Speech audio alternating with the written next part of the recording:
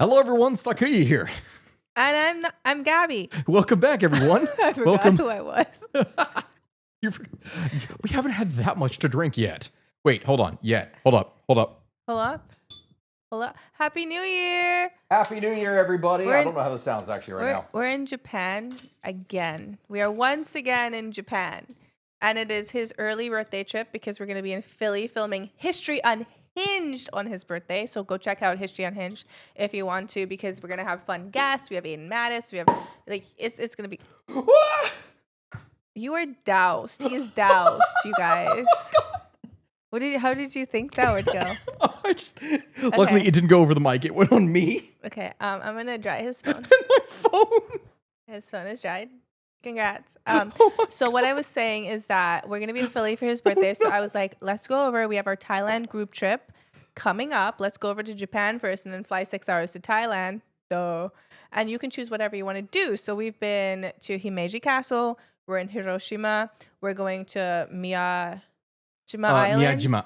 And then we're going back to his old university, Yamaguchi Prefectural University. Right. We're going there to meet like his old program director on Tuesday, I think. Yes. It's going to be so fun. I'm super excited because he talks about his time in Japan, studying here nonstop. So, not getting covered in sparkling sake. Right. And anyway, which, for those of you who are just listening to this episode and aren't actually watching it or anything, you missed what just happened. None of this was planned. I'm soaked. He popped some sparkling sake and it went literally everywhere. You're gonna have to clean this. I'm gonna have to clean this. They put the bubbles in bubbles for sure. But yeah, so this episode is coming to you live from Japan, and this week I'm not sick, barely sick. No. So it's exciting. It's exciting. Before we get into it, though, we do have group trips to Croatia and Greece, as you guys already know. But February 6th, we're launching a Christmas market trip. Not to like the typical Germany and Austria. No, we are going to Estonia, Latvia, and Lithuania. We're going Baltic. So if you guys want to go on this trip with us, look out for it on February 6th. If you want an early access link, message us on Instagram or And Patreon. definitely be prepared to get into it fast. The first trip that we launched on here sold out within like 24 hours. It was gone. It's sold out in a day. So if you want to do that, they're never a bad time. I'm trying to pour this sake. I'm trying to pour this without it spilling everywhere. And it's very bubbly. Which terribly. I don't like regular sake. I really don't. But for whatever reason, when it's carbonated, it actually tastes so much better. Okay, so anyway, we're going to get into the episode, you guys, but I just want to say before we start, the Habs are the number 1 in the Atlantic and 5th in the league, baby. Okay. She's been watching all the hockey games. Like, she was glued to her phone while it was that we were flying to Japan in the first place. She can't watch the games, so she's just watching the score and the play-by-play as it's going on the ESPN app. Anyway, I just had to say that. So without further ado, take it from here. All right, well... Hello, my friends, then. Welcome back to the History of Everything podcast. And this has been a hell of a last week. When I actually wrote the stuff that I was planning on doing for this episode in the first place, I had literally started it on January 3rd. Do you know what also happened on January 3rd? Venezuela? Venezuela and the U.S. kidnapping President Maduro. Where were you when the U.S. kidnapped Maduro? This is one of those moments, like, I did a whole episode here. The previous episode that is before this was actually discussing the history of Venezuela and how all that kind of went down as part of the episode that I did with Jeff, who is one of the guys that has gone on one of our previous trips and is actually going to be on one of the future trips here with us. So we're going to do more live episodes. But yeah, this is one of those moments that is, it's like with the, it's like when you had the assassination of Osama bin Laden, or the whole thing with 9/11. It's one of those moments of, I will always now remember where I was, and it was being woken out of a stupor of just my phone buzz, buzz, buzz, buzz, buzz there in the morning as I woke up in Florida, as I'm getting messages from people that are asking, hey, Stack, are you traveling right now? Because the world is burning to the ground and all this happened. The amount of accusations that I got of that. We were traveling. We were literally in Florida at the time. It's at his parents' house, so I don't think that counts as traveling. You're going to your parents' house. I know. I was going to my parents' house, but it was also then 2 days prior to us leaving for Japan. I don't know. And so I now here don't we know. are. Also, the camera is so different from where we usually have it. So I was looking at this when I was talking, but I should have been looking at y'all know Yeah. what's up. Also, I'll say this for anyone who's curious about the background, and I know we're going to get into all this in the first place. This background you see here, besides our hotel room reflected in the mirror, is Hiroshima. So we are to just be prepared for this conversation to go nuclear. I can't make a single pun or joke because we went to the museum yesterday and I was crying and everyone was I know crying. we have to be really careful with the subject material because it's just radioactive to touch. Obviously, he's not crying, but if I punch him,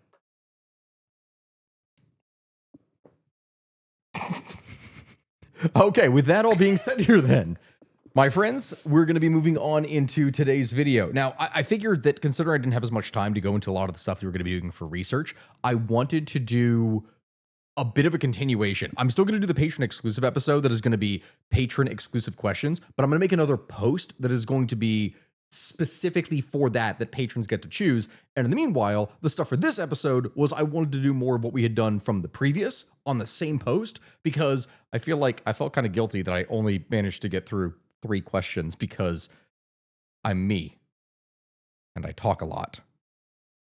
That's kind of what I do. I need you to lock in, bro. It's been like 5 minutes. So yeah, I know it has. All right, we're gonna jump into. See, this is the problem. I talk a lot. All right, so again, figured we talk about more of the suggestions that we got in the previous episode before it is that we dive into the next one.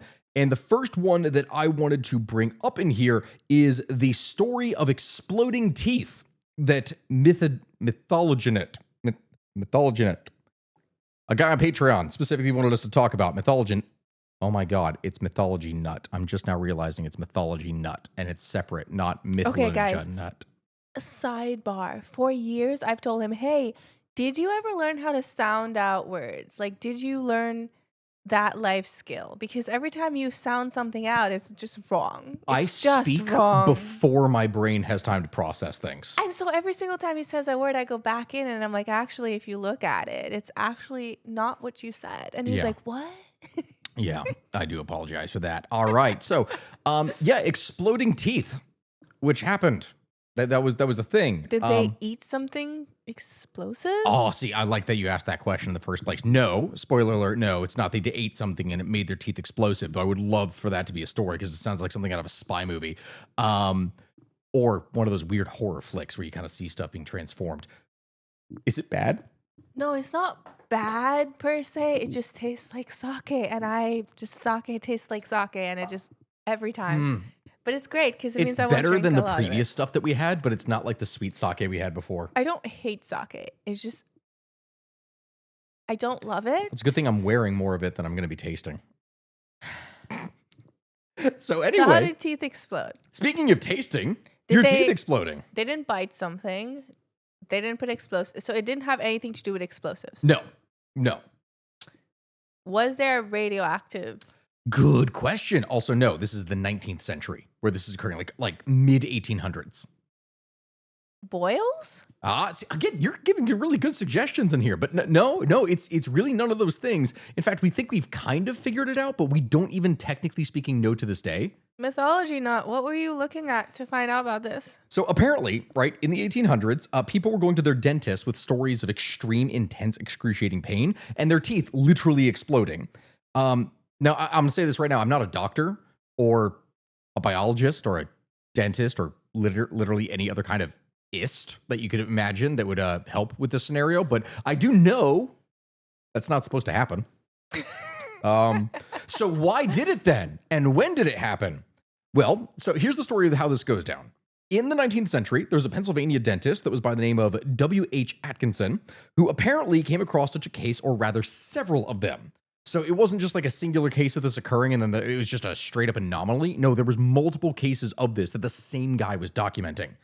So writing in the Dental Cosmos, which was the first major journal for American dentists, Atkinson would document an outbreak of exploding teeth, which he saw in 3 separate patients. So he saw the teeth explode because remember when the lady was giving birth to rabbits, they didn't Yeah. see the rabbit come out. Okay, see that's most of the time where this is happening, it's happening at home, and it's reports of from they're coming from patients, but it's not a sense of hysteria. This is their neighbors are testifying that this stuff is real and that it's happening to them.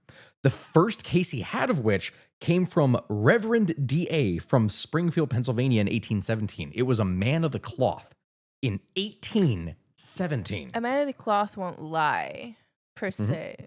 Exactly. So in his article, Atkinson would write, and I quote, "The right superior canine or first bicuspid commenced aching, increasing in intensity to such a degree as set him wild. During his agonies, he ran about here and there in the vain endeavor to obtain some respite.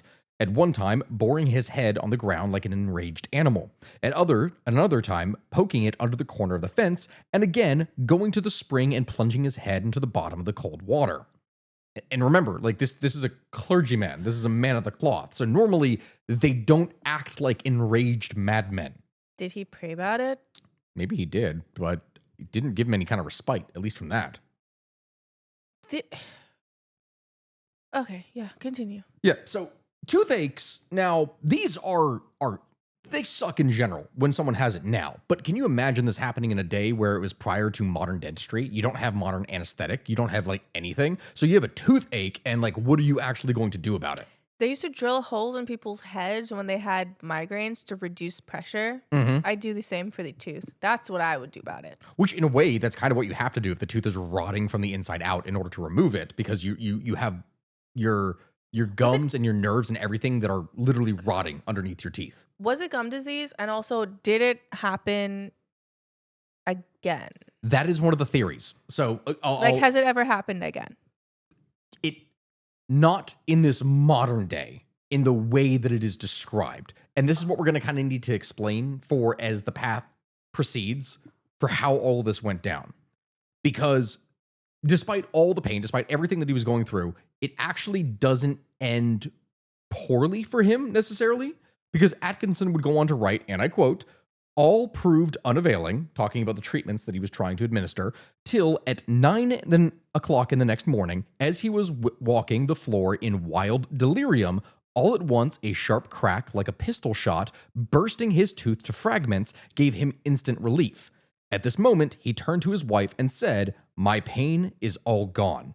He then went to bed and slept soundly all that day and most of the succeeding night, after which he was rational and well." Which, because I mean, he was literally being driven insane from the pain in the first place. Which, again, No, Tylenol must have been rough because I got Exactly. one headache and I'm like the meanest person you've ever met. like she does not do well when she hasn't eaten I also or slept throw up.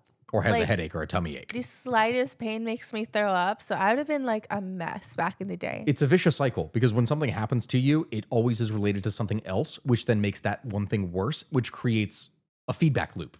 So, exploding teeth. His tooth exploded out of his mouth and he just went to bed. Yeah. Well, it's not that it exploded out of his mouth, it's that it burst. It's like a firecracker, it burst in his mouth. There had to be something happening with the gums. The gums were more than inflamed at that point. They had to be like, boils can rupture, right? Like, I'm thinking it was herpes. But you don't get those in your gums. You get them like, right? Mm-hmm. It's I haven't around. looked into herpes since, honestly, sex ed in high school. So No, fair enough.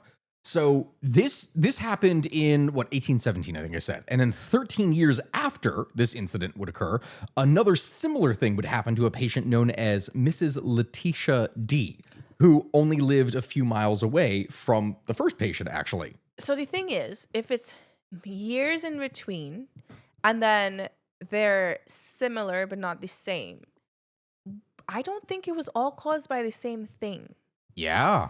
Yeah. Like, it could have been very different ailments. Exactly. There could be a variety of different things, which is why they were trying to figure this out. Because if it all happened like in the same town, like, do you remember we did an episode on my channel about, You would think it was like something in the water or some kind of thing happened that was causing it immediately. yeah, where they got like that insanity and they thought it was like in the bread. The town and in France. Ergotism, Yes. right? If it happened to like at least 10 people, you're like, okay, there's definitely, it's one thing. But if it happens to like one person and then 7 years later to another, that's not It's not. Exactly. That It means could be there's something else anything. that is going on there. Yeah. And you're right. So she would suffer a prolonged toothache, which, quote, terminated by bursting with rapport, giving immediate relief. Again, exact same circumstances that were described with the first guy. The final case of the trio of dental disasters would occur in 1855. So again, after this, like 25 years later, with Miss Anna P.A., who reported that one of her canines had split apart from front to back, with, quote, a sudden sharp rapport and instant relief, as in the other cases, which would occur in the left superior canine. She is living and healthy, the mother of a family of fine girls, end quote. Which, look, I know this is wild, but apparently he was not the only one who encountered such a thing. In 1871, there was another American dentist by the name of J. Phelps Hibbler who treated a young woman whose toothache ended her molar, quote, burst with concussion and rapport, the well nigh knocked her over. The explosion was reportedly so loud she was deafened for days afterwards because it popped within her mouth. 1800s, right? 1800s. What was This is going not happening in the on? 1900s, mind you. This is literally just the 1800s in which this is taking place. What were the locations? So it's largely this was happening in America.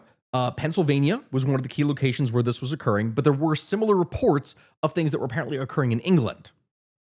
At least from what we've been able to gather from the sources that are talking about this. Because also remember, this is dentistry, and dentistry really was the thing that became common and more prevalent within the United States and partially England, but more so the US was one of the first things that really focused on dentistry as a field. I know the UK has dentists. Yes. In theory. Yes. In theory. Sorry, Them guys. crooked-ass teeth. I'm not trying to roast you. I'm not. Damn it. Delete this, Dakota. I'm not trying to roast you. So the question then here, when talking about all this, is, all right, if all these are occurring in roughly similar places, at least the stories that are talking about in the first place, then what exactly caused these explosions? Well, in the 1860 article that Atkinson had published, he offered two alternative explanations. The first was that a substance that he called free caloric was building up in the tooth and causing a dramatic increase of pressure in the pulp, which, if you're talking about this hypothesis... The gum? No, see, it's a different thing. It's a different thing. This can be ruled out immediately because free caloric doesn't exist. That's not a real thing. Oh, was it like all of the... What the stuff in your body? This is pre-bacteria, so I know, people didn't know when what you caused had all the things in your body and they'd mix together like the black humors. Humors. Yes, So it's like humors. This is like a humor situation, but with dentistry. They didn't really know how all this works. It's an obsolete scientific theory. For many years, heat was believed to consist of a fluid called caloric, which was self-repelling. Which is that where calories come from? Yes. Oh, okay. Well, they had the gist of it. They just didn't have the gist of it. So this would, technically speaking, make a increase in pressure plausible, but we know that there's no such fluid. That literally doesn't exist. It's not a thing. So there's no point. At first glance, then, his second idea actually starts to make more sense, because he believed the more likely explanation was that it was a buildup of gas. This was the most popular theory for a while, actually, before going into the 1900s and modern day, because it was hypothesized that decay within the tooth would create a sealed cavity. Bacteria, right? Yes. Like in the root? Yes. But how? And see, that's the problem. Because again, it sounds logical at first, but then when you start to question it, that's where things really begin to fall apart, because that's not how tooth decay works. So bacteria inside of this cavity would then ferment organic matter, which produce gases like hydrogen sulfide or methane, and the theory would posit that this gas production would build up immense pressure within the rigid structure of the tooth, which eventually would exceed the tensile strength of the tooth itself, causing it to explode, as it was by that point a literal hollowed out shell. Your script is gone. But was it so? Did your tooth explode out of the mouth? Did it fragment? Because the fragmentation of the tooth makes no sense. Like, because if it's coming out of the gum, like unless something was in the tooth for the tooth to explode and shatter, it had to explode out of the gum, which would hurt because it would. It would really hurt. So the thing about a tooth, like I don't know if you've ever had one pulled, but I had serious orthodontia done when I was 18, and they had to remove. I had too many teeth for my mouth because my dad had a lot of big teeth and my mom had a really small jaw. Sorry, the mic was really far. Sorry if you guys can, but like basically I had too many teeth. So they had to pull teeth, like draw teeth out and then pull my entire like all of them back. Fun times. But when they pull those, I don't like, you can ask him. I hate anesthesia. I hate anything that kind of makes me loopy. I don't take any drugs that make me loopy. I like to be in control. I have control issues. So when they pull these out, I literally just had them numb it. And then they were like, "Are you sure?" And I'm like, "Yeah, I'm sure."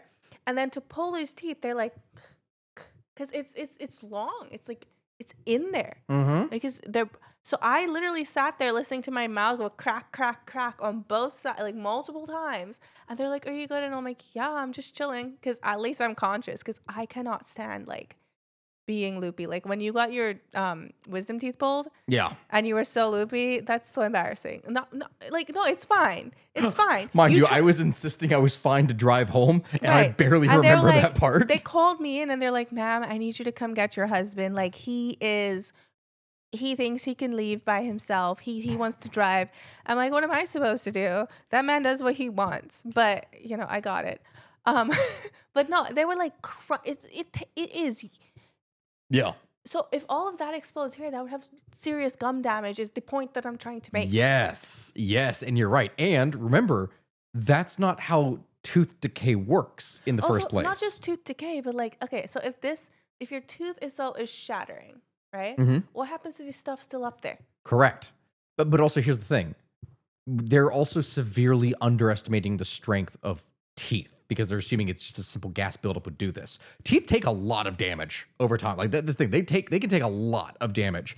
And according to most dentists, when talking about this, th- a simple gas buildup that is not sufficient to cause a tooth to explode because again, teeth are extremely strong. But 19th century dentists also didn't really understand tooth decay because they thought that tooth decay came from within the tooth. It's Okay. only in the last century that we started to understand that tooth decay is caused actually by diet and by bacteria building up on the surface of the teeth.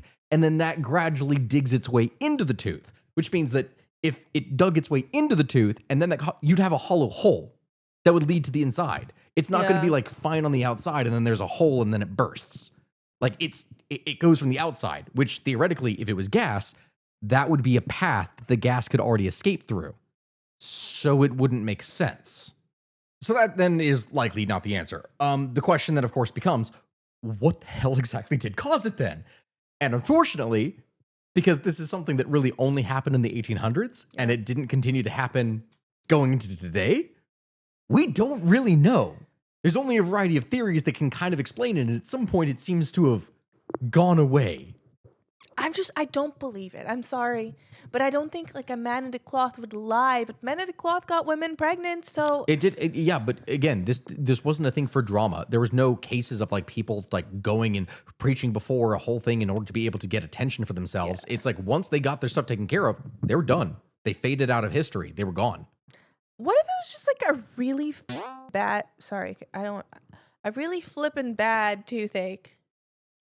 Yeah. Because if you've ever had a toothache, it feels like it's exploding. Yes. Well, here's the thing, right? This didn't happen in the 1700s, didn't happen in the 1600s, didn't happen in the 1900s. It was just the 1800s.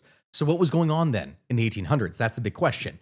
There are several theories that go and examine this, and there's two, I think, that are most likely that I'm going to showcase here that are based on one, normal teeth, and the second being fillings.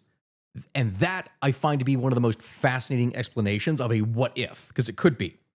In the case of early fillings, before the advent of what you would have for some of the modern developments of like mercury amalgam, in the 1830s, there was a wide variety of different metals that were used to fill dental cavities, including lead, tin, silver, and various different alloys. According to a woman by the name of Andrea Sella, who is a professor of inorganic chemistry at the University College London, if two different metals had been used for a filling in a tooth, this would create an electrochemical cell. Effectively, your mouth would have become a battery. And then what would end up happening is that, and I quote, because of the mixture of metals you have in your mouth, there might be spontaneous electrolysis. My favorite explanation is that if a filling was badly done so that part of the cavity remained, that would mean a possibility of buildup of hydrogen within a tooth, end quote. Which means when you mix with it, And you know what batteries can do when they explode? That's why, Yeah. guys, warning, don't throw lithium batteries into the No. trash because we keep seeing trash trucks lighting on fire and having to dump all the trash into the street. It You, happened in our old neighborhood right before we moved out. you feed Don't do them it. to the ocean so that the eels can become electric. That's not. You're rage baiting me. It's a meme.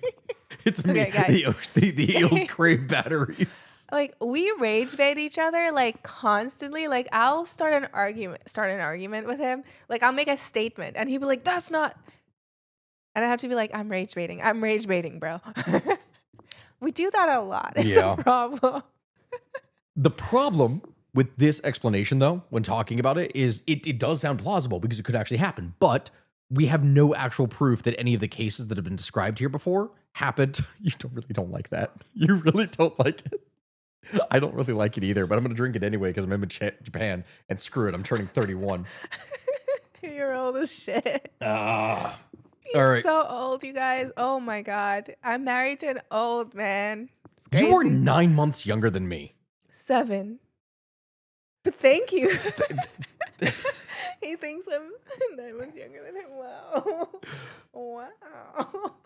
So anyway, we don't know if they had fillings. Like all the cases that we've talked about here before, that we have literally no proof at all that any of the cases that were described here before happened in fillings. Wait, okay, It's just so a theory that could have been. their doctor didn't write like a comprehensive report like, hey, this man had a fill-in in 1805 and now his tooth exploded. We don't know because again, when they're talking about this in the first place, these are for records. Only this was what was published in that dental journal for talking about the individual cases. Nothing else. Huh. We don't really know. Okay. So because there's no way to verify that, another explanation is the hollow tooth theory, in which these explosions that were being described here were not actually explosions at all, but rather catastrophic failure of the tooth that had been severely compromised from the inside out, making it so fragile that it basically burst like a shell.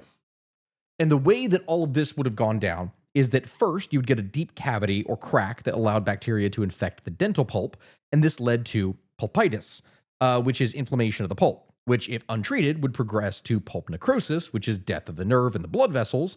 And then following necrosis, the body's own immune cells, like the macrophages, would begin to eat away at the internal dentin wall of the pulp chamber and root canal from the inside out. And this process, known as internal resorption, would progressively weaken the tooth structure, leaving a thin, brittle shell of enamel. So the tooth from the outside would appear to be kind of normal and whole, but effectively this was nothing more than a fragile hollow shell. Kind of like when you have a cracker puff snack, basically. Have that you? would just, when you bit into something, if you did it hard enough, it would just explode or like crack and crumble. Did you hear about the guy who was doing what are those things called? Where you cover your teeth? Why am I forgetting the name? I don't know. But everybody was doing them and they were like covering their teeth in veneer tech. So like the guy who started that veneer tech thing, he got more charges than Diddy. Because he had a big business and he documented it all on social media. And like low key though, because he was doing that incorrectly, he could have exploding teeth. No, you could. I don't know. He probably can. Who knows? Anything can happen because teeth exploded. Yeah. And so because everything under would have been rotten and inflamed and everything, this theory kind of makes sense because the moment that the shell burst, that means that all of the potential pressure or other stuff that would have been there would have been released. I know, it sounds gross. So it's veneer tech territory because basically. Kind of, yeah. And from that, boom, there you go. Literally, boom, boom, there you go. Exploding teeth, free from pain, and that's the end of that. But the thing is that is actually the end of that. We don't really know what else to say here. That this was the 19th century. It was a wild place for medicine. As you know, we've talked about that multiple times. It was a time where people thought that they knew basically everything, when in reality, they had just enough science to be overly confident about what they sure as hell did not actually know. As a scientist, though, I feel like that repeats throughout history. Like, oh, we know this much, and then like we don't. And like, I'm not saying that we don't believe in science. I'm simply saying scientists are always looking to make sure they have the best information. Yes. People take science correcting itself as like, oh, they don't know what they're talking about. Like, no, we're doing the best with what we have in the moment. And then we're always looking to improve on that. Correct. Absolutely. And so moving that in a different direction here, and I think this is the only actually other one that I did on this because I didn't want to do too many necessarily, but I promise in the future when I do episodes like this, I'm going to try to keep it significantly shorter with less context. Is the next one the goat? The next one is the goat. When I was talking about this, Guys, you're going to love the goat. It's the Gavlaboken. it's the Gavlaboken. Yeah. Right. That was close enough. Yeah. It's fun. It's fun. I'm sure that a lot of people have seen articles about this in the first place when talking about it. I figured I would do a comprehensive look at everything because I didn't want to keep it too short because there's way too much shit to talk about with this. Guys, I think every single country on earth, and the US, since it's so big, like any big countries, Australia, whatever, every single like province, district, whatever, state, get a giant hay goat. Get a giant hay goat. I feel like it'd make your holidays brighter because it will burn down. Yes, literally. Yes, it will. Yes.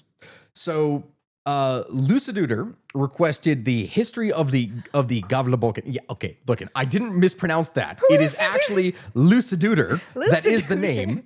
All right. It wasn't like Mythology Nut. I didn't do that one again. I like that. I like his name. Yeah. So to translate that into English, the Gavlaboken is the Gavla goat. That's what that is. Which is, for anyone who's curious, it's a gigantic straw goat that is like a dozen meters tall or so, something like that, that exists in Gavla, Sweden, that every year, inevitably, someone tries to burn it down or destroy it in some way. And it is a story that is filled with community spirit, public spectacle, and a decades-long unofficial battle between authorities and arsonists to keep this thing alive You're or messing die. up like I'm messing up, and you're looking at that screen. Usually put the screen under the camera. I'm doing both. I'm doing I both. know. I'm looking back because again, It's rough. I know. I keep on doing Because it. this setup is not ideal. Yeah, I know, but it's what I have here in the first place. Okay, so this is an incredibly fun one, and then one of these days I do want to go and check this thing out. I don't know, and technically speaking, the world doesn't really know who exactly came up with the original idea to build the world's largest. I don't know how many people are doing this in the first place, but the world's largest straw goat. That information is not exactly clear, but there is information that it came from an advertising man by the name of Stig Gavlin, and others testify that it may have been a guy called Harry Strom, a TV trader and chairman of the Merchant Association, and the idea also could have come from a guy by the name of Inga Ivarsson of Hälsingland. Inga's family owned, and I'm going to say a lot of Swedish names in here, so I'm going to butcher this in the first place, Erisbeverken, which previously lent the world's largest skis and the world's largest share to Soder's merchants, and the straw goat would have been a continuation of the world's largest theme, because they apparently just really wanted to make really large things.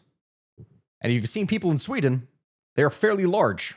So it kind of fits. He thinks anyone over 6 foot is large because he's 5'11". Gabby, your family makes me look like That's because they're diminutive. 6'4" and 6'5". Again, Yes. he's just fun-sized. He's my fun-sized husband. I'm 5'11". Ish. I hate this so much right now. I was told if I drank enough milk growing up, I would be 6 feet tall, and then I wasn't. And I will always hate that doctor who told me that when I was like 11. It is just crazy that you are short though, because like I'm not short. That's not short. my brother growing up was like a pencil. He was like, there was a whole period in time when he just didn't eat. And he had to get IV drips because we were like, why aren't you eating? And it was because he was depressed. He was 11 years old. It was weird. But like the fact that he grew to be 6'3" and you with a healthy... He's not 6'3". He is 6'5". Right, he's 6'5". The fact that he grew to be 6'5" and you with a healthy diet are It all went to my chest. 5'11"-ish. It all went to my chest. I don't understand how it works. I have been described in the previous trip that we did here for Japan. People took turns trying to lift me, and they found that for whatever reason, I am very dense. He is very dense. Like he has a lot of muscle. He's very compact, a very strong man. Ask me how I know. He can like throw me if he wanted to. It's crazy work. Oh my. No, like in like a platonic, normal throwing way. Like you don't throw your wives. I can lift one of his legs. That's it. Oh my. Okay. I feel better because the whole internet was roasting me and they were like, "Oh, you can't lift your husband?" Most most of the people on our trip could not. Grown men, big men couldn't lift Oh. my husband. So suck it, internet.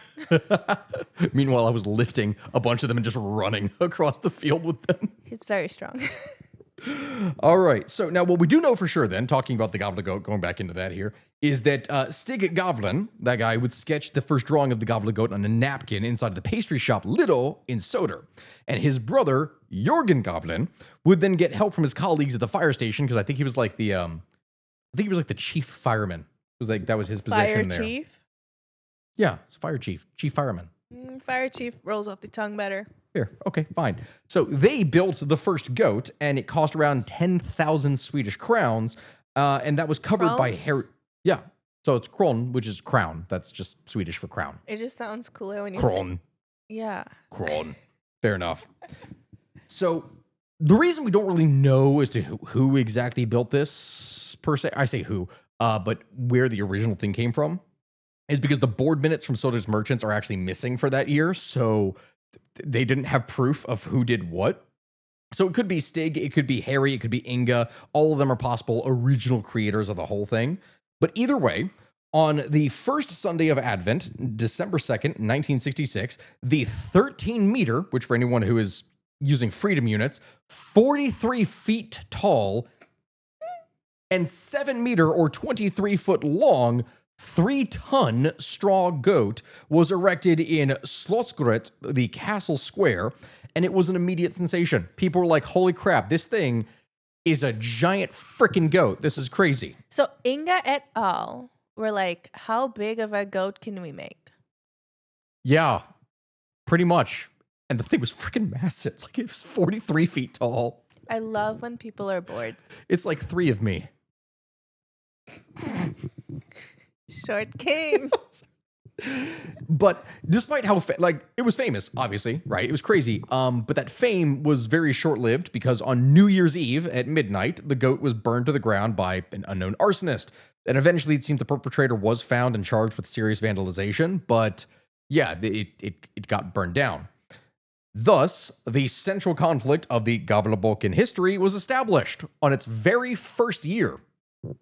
And that was going to be the trend The for inaugural the next 60 years. burning of the goat. But why do they keep building it? So it's not a fire hazard, obviously. No, not Or else at they least wouldn't with the keep way they doing built it. Right. And That's where. what I'm thinking. Because I feel like if it was a serious hazard, they would not build it for 60 years. Yeah, exactly. Like they'd be like, we got to stop this. So the thing is, the burning of the goat was not intended to start a new tradition. It wasn't like that. The organizers were of course outraged because they spent all this money trying to do this, and it was a whole thing for an advertisement, and now it got destroyed. But what is the thing that people typically talk about with like any news is good news, or any advertisement or any publicity is good publicity, right? Because Yeah. it gets attention. Yeah. So that happened because now the public, which was like, oh, cool, there was a big goat. It was like, oh, what? The big goat got burned down, and all of a sudden the whole country is paying attention to it. So Also, any news is good news might have worked back when news was not constant.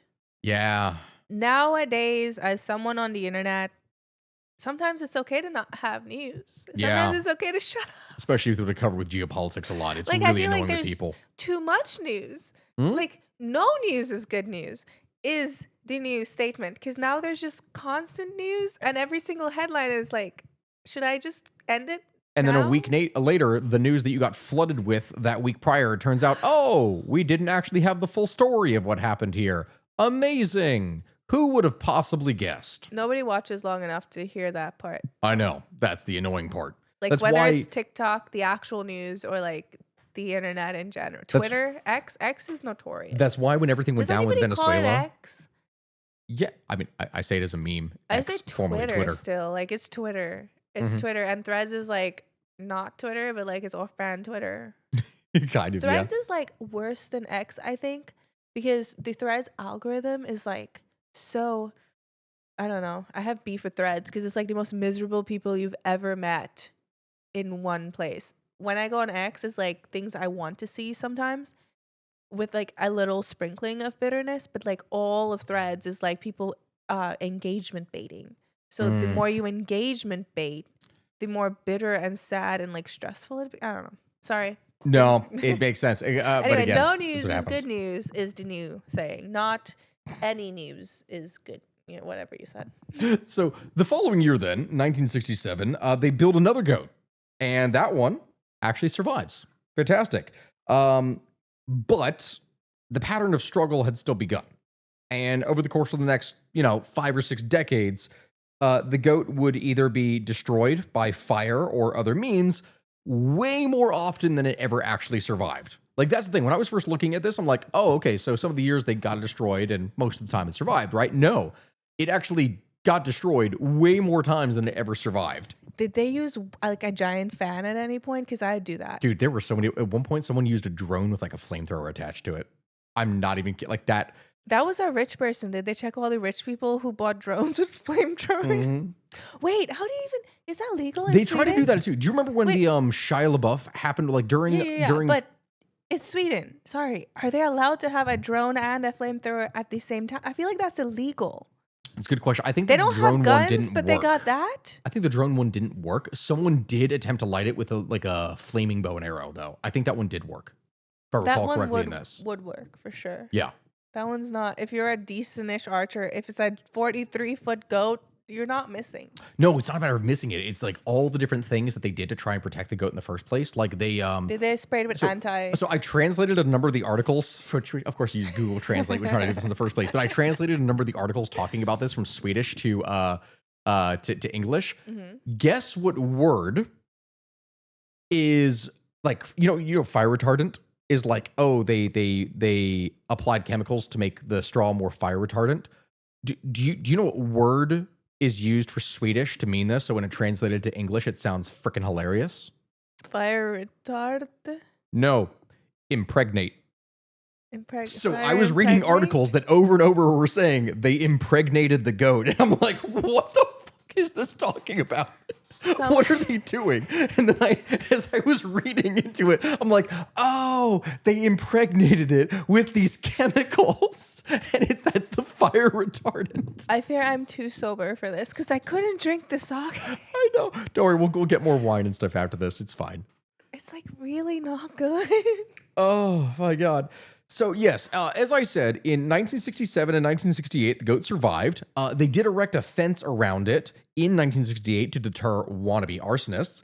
And to further defend the statue the next year, 1969, the inside of the goat was protected by chicken wire netting. But that wouldn't stop people from trying to destroy it. And on New Year's Day from 1969 heading into 1970, someone went and burned it down. Now, it was not a coincidence. This was the pattern, and it was going to continue from here. I was gonna ask if we can petition for Lexington. Oh, we could run for council. We do a straw horse. Yeah, We could in Lexington. We could actually do that. We're from Kentucky, Lexington, Kentucky. We got a lot of horses. Triangle Park. We can put it right there. But I don't want people burning it down because that's a hazard. Oh, they would. They would immediately though. Like, and it's downtown. If you put it, you have to put it out in the boonies. But then you don't want burning down like crops. then no one's going there. The boonies. That's the problem. One of the key reasons why they built this thing was as an advertisement in the first place. But we'd have to put it in Lexington, though. I know. So, like, outskirts of Lexington, heading to Versailles. Oh. Right next to the airport. No, it'll be in the horse park. The Kentucky Horse Park. Kentucky Horse Park. But what if it burns the horses? They separate it. They put it away. Similar to how they do the light show every year there with the Kentucky okay. lights. Okay. I'm going to do that. I'm going to run for office. I'm going to bring that up, and then hopefully everybody, the entire internet, like, is like, yeah, we need a giant horse in Lexington, Kentucky. Yeah, that's just the end of it. That's a whole campaign right there. We're gonna make a horse, and the state is gonna pay for it. That's it. Like I don't. That's all I had. I'll do things to make it better for people, but mainly the horse thing. God, my wife, the Greek, showing up to the town of Troy, Kentucky, and just being like, "Hey guys, do you want a giant horse?" It's made out of hay. There's no one in it. Wink. I'm in it. It's like jumping out of a cake, but I jump out of the horse. So, this is the pattern, as I said. 1970, the goat gets burned 6 hours after it gets set up in the first place. Like, they literally had just finished building the thing. New record. Yep. 2 heavily intoxicated youths were tied to the crime and were arrested. And with the help of various donors, the goat was set up again, this time made of reeds, and, they had that one. In 1971, the tradesmen of Gavlo were pretty much tired of everyone going and burning down their goat every year, or trying to, so they quit making goats. The Natural Science Society of Vasakolin would then take over and make a smaller version of the goat, but their smaller version of the goat was, I guess, too small because then someone came in and smashed it to pieces. In 1972, the goat collapsed due to some type of internal sabotage, meaning someone managed to get access to it while it was being built and managed to weaken it artificially in order to make sure that once it was set up, it would immediately collapse. In 1973, some guy literally just came by and stole it. Are people in Sweden bored? Answer me this. Kind of. It's in winter, right? Yeah. And remember, they're this like is when 6 months of darkness. This is the only serotonin they're gonna get for months. Okay, I get it. This is when the goat was smaller too, so it was actually easier. I think the joke was he came by with his pickup truck and basically just threw the goat in the back of the truck and took it.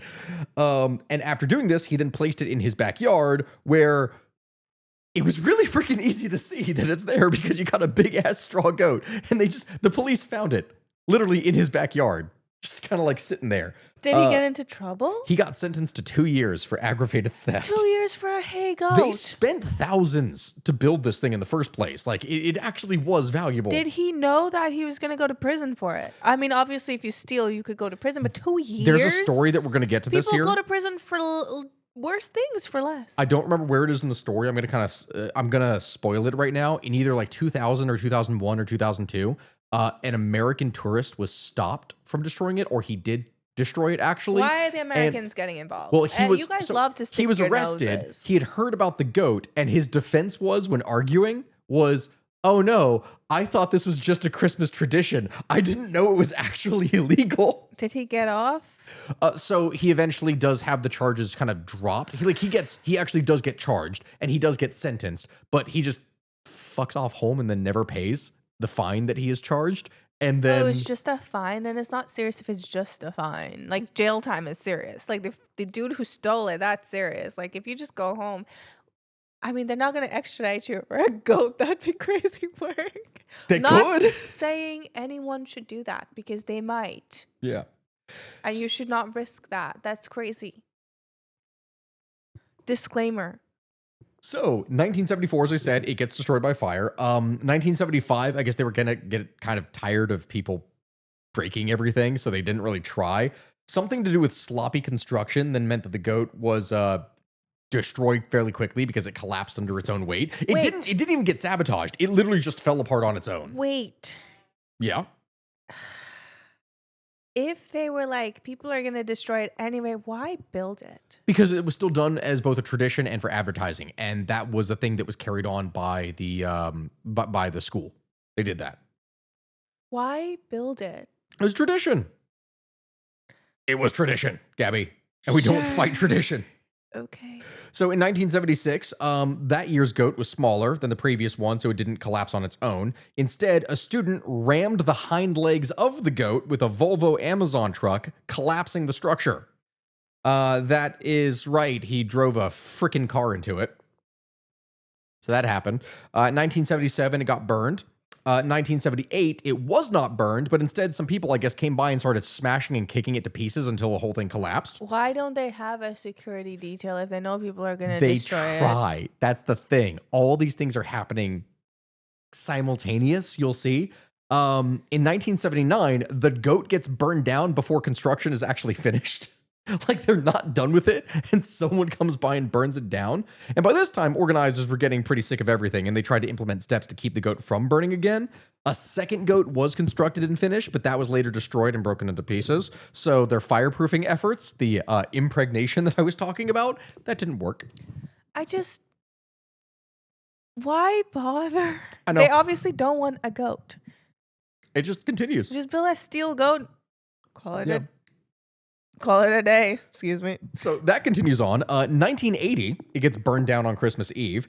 And it's only at this point, it has been literally 10 years.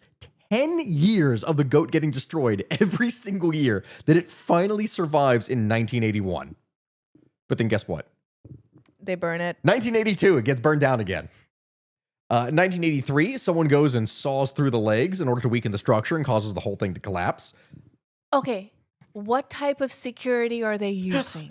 Because I know Fencing, guards. No, I know in the 80s there were security cameras. They were not like amazing security, but there were cameras that you could use for security. Because that one, the biggest museum heist or whatever, where they saw a bunch of stuff, they had a security system. Yeah. If they wanted to protect this damn goat, they could have, and they didn't. I know. So at this point, I think they were like, oh, it's fun. Because there's no way. They were sick of it, and they were letting people do this shit. They don't really have all that much money or time to do. Okay, it's mixed. It's not like it's a major organization doing this. I know that, but like somebody there has to be like a rich benefactor, because like if you've ever lived in a neighborhood where it's non-HOA, there's one bitch in that neighborhood who pays for the lights, who pays for the decor, who pays for the landscaping. Okay, there is always one person in the community who has the money to put in a security system. Yeah. Unless Sweden is vastly different from like any other place. Yep. So 1984, it gets burned down again, and finally the organizers they really step up their efforts to actually try to stop it. So that next year, in 1985, the whole thing gets enclosed by a 2-meter high or 6.6 foot fence guarded by Securitas, which is like its own private security service, as well as soldiers from the Gavla 1st or Gavla I 14 Infantry Regiment. And at 12.5 meters high, the trestle that it was put on was entered into the Guinness Book of World Records for the first time. It was a huge accomplishment. And then guess what? What? It gets burned down anyway, despite all of that. I've given up before they have, because like I can't. This is 10 years before I was even born. How does it continue? I know. Yeah. So 1987, they heavily fireproof the goat, and that gets burned down anyway. Like literally, in 1987, the goat was heavily imbued with fire retardants, but nevertheless, someone literally burned it down the week before Christmas. 1988, the goat made it through completely unharmed, which was rare, but it actually managed to do so. It also, at this point, and this is the interesting thing, it became a betting object on British betting charts, which is still a thing to this very day, where if you go, there are, you know how there's the like the sports betting services website. So you can go where they have, I'm drawing a blank now on the name of the varying different betting services, where you can just bet on anything, like people who bet on the US election and whatnot. Yeah, I know what it is. There is every year you can go on the internet, there are betting services that run as to whether or not the goat is going to be burned down this year. I personally, that's the thing, don't gamble, but I might get on just to do it, because at this point they're not protecting the goat. No, they're really not. Like they deserve it. They're trying. They're not trying hard enough. It's a goat. Yeah. How do you have a security detail and soldiers and it still burns down? Like, to be fair, where are these soldiers coming from? 2-meter high fence, soldiers guarding the perimeter. Someone shoots an arrow from outside of that. That's like a flaming arrow. You're not going to be able to necessarily really stop that. They need whatever SEAL team kidnapped Maduro and like Chief Keef blasting in the background, Monster Energy, a bunch of Zins. That goat is not getting touched. It's gonna be the stiff upper lip supplements guy. You know what I'm talking about? The advertisement for the military. It's like a slight morale boost. I'm just talking about some caffeinated, nicotine addicted U.S. Marines. So is stiff upper lips or Navy people. Yeah, that's exactly what it would be. Navies, SEALs, Navy. I don't know. We just need those guys. Yep. So then, 1989, the goat gets put on fire before it's ever finished constructed. Money for a new goat is raised from the public. However, that new goat ends up also burning down in January. So that year they destroyed not one, but 2 goats. I feel like it's a meme. They're not protecting the goat because it's funny. Yep. And then 2 months later after that, they build the goat again. So 3 times. And that one survives because it's used for a movie recording. Like it's featured in a scene for a movie called Blackjack. I never watched the movie, but apparently the Goblet Goat is in the movie Blackjack. in 1989. Then in 1990, the goat was actually managed to survive. That year, many just average citizens volunteered as guards to basically stand around it all year long, or like all season long, to protect it. And it survived? It survived. Oh, better than the soldiers, thank God. Yeah. In 1991, the goat was accompanied by a commercial sleigh, which turned out to be an illegal construction. You weren't actually supposed to have that there. So someone put the goat on fire on Christmas Eve morning, and it was rebuilt in order to go to Stockholm for a campaign against the shutdown of the local military regiment, the 14th. In 1992, the goat was set on fire within the first 8 days. Also, the goat from Vaskolen, because remember, 2 goats are being built simultaneously, that also gets burnt down on the same night. Yeah, the goat was rebuilt and put on fire again on the 20th of December, and the arsonists of all 3 goats, because there were 3 that year, were arrested. It doesn't end here. It keeps going. In 1993, the goat was once again included in the Guinness Book of World Records, and this time it was the goat from Vaskolen that made the qualifications, as it was 16 meters tall. It's even bigger than that first goat, which was like 13. So it was like, what, 50-something feet tall? It's huge. It's like basically 4 of me. That one also survives, so it's great. 1994, guess what? It survives? It survives. Hey. It does. 95, our birth year. 1995. It burns on Christmas morning. Well, but it's rebuilt in order to be able to take part in the festivities when Gavla turned 550 years old. So they rebuilt it anyway for the city as part of the festival. In 1996, it was guarded by a webcam for the first time. So now they actually had security cameras and stuff that were watching it. Which, remember, it didn't exist before that, really, especially in Sweden at the time. I mean, I'm sure they had makeshift. Well, maybe it wasn't like security cameras like we know them, but there were things. Yeah. And so the goat survived. 1997, people were shooting fireworks at it to try and set it alight. But guess what? It survived. Despite a little bit of burn damage from the fireworks, it did actually survive. So that did happen. I'm stressed over a damn goat. I know. And it's not even like my pet goats. I had pet goats growing up, and they were stressful because they would eat everything. They'd be sick all the time. They'd be menaces. Mm-hmm. But I'm stressed over a hay goat? Yep. Straw goat? Yep. 1998, the goat gets burned down on the 11th of December, but it got rebuilt. Why do they rebuild it? I know. You're like, they don't have a budget, but yet they're rebuilding it twice in 1 year. Guys, I'm sorry. Sweden, Gavla, Sweden. Is it still a thing? Yes, it's still a thing to this day. Together. 1999, only a few hours after it was finished, someone burned it to the ground then. They built another one. Can I rage? And that one survived. Can I rage quit the episode? No, you can't. And so really, as time was going on, as the years were going by, security around the goat was becoming more sophisticated to try and protect it. Tripwire, some mines, landmines, drones that nuke you. Gabby, you're wrong. You're wrong. It's just an Indiana Jones, but it's a giant Swedish meatball that chases them down to the street. I have to go see the goat. Can we go? I would love to go see the goat. Let's go see the goat. Next time we go to a Paradox event, we're just going to swing by Gavla and just it won't happen because it's Christmas. Oh, true. They normally don't do the stuff, and it's usually around October. Also, you don't make enough things. gaming videos anymore. It's true. I need to do more of those here again. So in the year 2000 then, in addition to the Southern Merchants goat being burned, the Natural Science Club goat also, guess what happens to it? Got burned? No, it got thrown into the river. I'm sorry. I am so done. So that happens. 2001, it gets burned by 5 p.m. the day before Christmas. When the fire department arrived at the scene, the goat was already on fire, and a 51-year-old man from the United States was arrested by the public. He was sentenced to 1 month in prison for aggravated vandalism and to pay damages of 100,000 kroner. Which again, his defense was, I thought it was a Christmas tradition. I didn't realize it was illegal. Me. Because at this point, you guys, you have done everything but protect the damn goat. Mm-hmm. 2002, the people of Gavla would enjoy a completely unharmed goat that year, so it's nice. 2003, the goat get burned a couple days before St. Lucy's Day. A new goat would make it through unharmed, and that was put up a week later. Stop rebuilding the goat. Yep. 2004, the goat gets burned on the 21st of December. Only 3 days before Christmas, they decide to not build a new goat that year. So Thank that's you. something. Thank you. In Finally. 2005, the goat gets burned on the 3rd of December, and a new goat was put up on the 8th, and that one actually manages to survive. In 2006, the goat did survive the deed of one pyromaniac who tried to set it on fire the night of the 15th of December, and he was only slightly scorched on the right leg. After that, the goat would leave unharmed.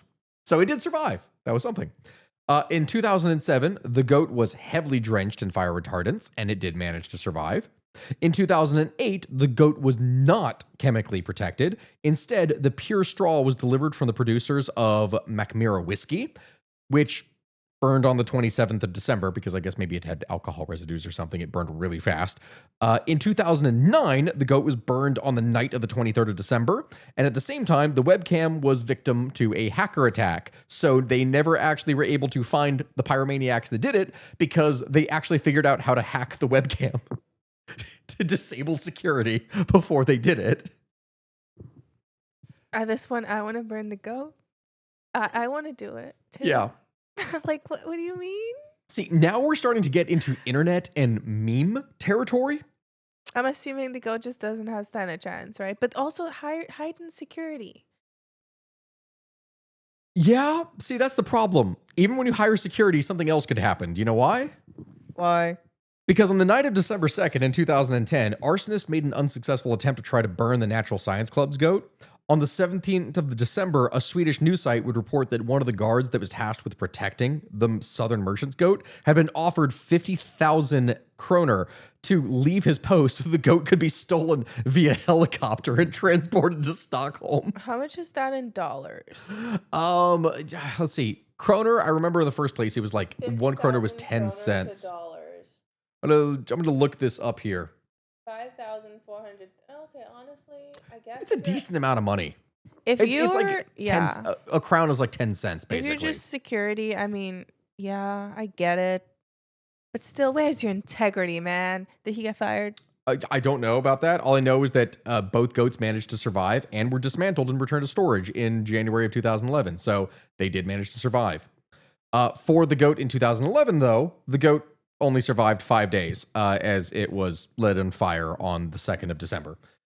2012, someone put the goat on fire the night before the 13th of December. In 2013, the goat was burned on the 21st of December. In 2014, the goat would survive the fire. He also went on a long trip to visit Zhuhai City in China in order to celebrate that Gabla and Zhuhai were sister cities for 5 years. So they literally sent the goat to China. I love Like it that. survived. It just went to China. Goat gets to China before Stekui. Okay. Yeah, I know. All right. We'll figure out if that's going to be possible. In 2015, the goat gets burned on the 27th of December. In 2016, it's burned only a few hours after its 50th birthday party. It better survive 2017 because that's when we got married. Yeah? Oh, yeah. Okay. All right. Does it? Well, we'll get into it. His the little brother, though, that was built by the students at Vaskolen, that was then brought in to fill the void that, the burned goat had. Like, all right, guys, don't worry. We have another goat. Yeah, that one gets hit by a car and gets destroyed. If 2017 gets On the 5th of destroyed, December. then it's bad juju. Yeah. No, it's okay. 2017, it actually survives. Yay! Our Yeah. marriage is going to survive. In 2018, guess what? What? It survives. Yay! And then 2019. It dies. Nope, it survives. Okay, Now, the why'd little you one say- ended up getting set on fire, but the big one survived. Yay! Yeah. And so now we get to this point of the 2020s. And this is why this is why I said I only did these two, because this was a lot more than I anticipated, but it's just funny to tell the full story of how it all went down. In 2020, Governor Balkan would withstand both fire and virus, so it would survive. In 2021, it was burned down after it was attacked on the night of the 17th of December. The perpetrator was arrested, who had soot and ash all over him, and he was, in addition to all of this happening, it was on film. Like, they literally had recordings of him doing it. So he was sentenced to prison for 6 months and had to pay 100,000 Swedish crowns. In 2022, that was the year that the goat got a new temporary location for the first time in 56 years, and things really stepped up security-wise. Because it had new 24-hour real-time public webcam feed. It was double-fenced, it had 24-hour guards, the works, and it managed to survive that year. Awesome. However, the next year, nature took things into its own hands because 2023 was not only the year of the gobbler goat, it was also the year of the jackdaws, which are these little birds that discovered that, hey, the straw that was being used for the goat that year was not high quality straw. It was still filled with all these seeds from the harvest. So the birds just lived inside the goat for a while, eating it from the inside out, basically. Yeah, that happened. So in 2024, they're like, all right, well, we need to use higher quality straw. They do this. They use better straw to discourage the jackdaws from foraging it. And that goat would survive. It survived all the way to summer. And that finally, then brings us here to 2025 to 2026. And unfortunately, the goat did not survive this year. But it was not actually from people that this happened. And it wasn't from birds. It wasn't from any of that. This time it collapsed because of strong winds under Storm Johannes, which also knocked out power to around 40,000 homes in Sweden across this year. And it felled trees all over the country. So yeah, that happened. The goat did in fact not survive, but it wasn't burned down. So I'm actually not sure how that works out for the betting services. Because I guess there's a difference. Some people say, will the goat burn or will the goat be destroyed? So if you voted on it being destroyed, congrats, you won. If you said it was burned, you were wrong. So I guess it depends. But now I know what I'm doing next year. I'm betting on the goat. Okay, I thought you were going to say I'm going to go and burn down the goat. No. I don't want to catch a charge or a $10,000 fine, but I will bet on whether someone else does. We could actually put that as a whole thing here to determine as to what happens. You just do like a little betting in Patreon, and then like the winner gets something cool. Yeah, potentially. In fact, we could even do a thing. No. Here's what we need to do. Not only does it get destroyed, we would have to say there has to be a secondary tier for like on what day does it get destroyed, and people have to vote for that day. And if they're right on that day, the closest person to it is actually who wins. Well, guys, thank you for listening. The goat thing stressed me out. I was so stressed because I'm like, this is so dumb. Why do you keep building it if it just gets destroyed? They're still doing it. I don't know what's going to happen with 2026, but we'll see. Well, they have 24-hour security, and hopefully they just build it indoors. Build it indoors. Maximum security prison, but the goat's on the inside. It's just the goat on the inside. Okay. Thank you guys for listening. Let us know what you want to hear about next. Yeah. I'm going to be posting the post in the Patreon in order to determine the patron exclusive version of this. And I promise you for that, I did this entire episode for 2 questions. We're going to do more, and I won't spend as long diving into each one. So we'll cover more things that people are asking. But thank you for watching. Bye. Goodbye, everyone.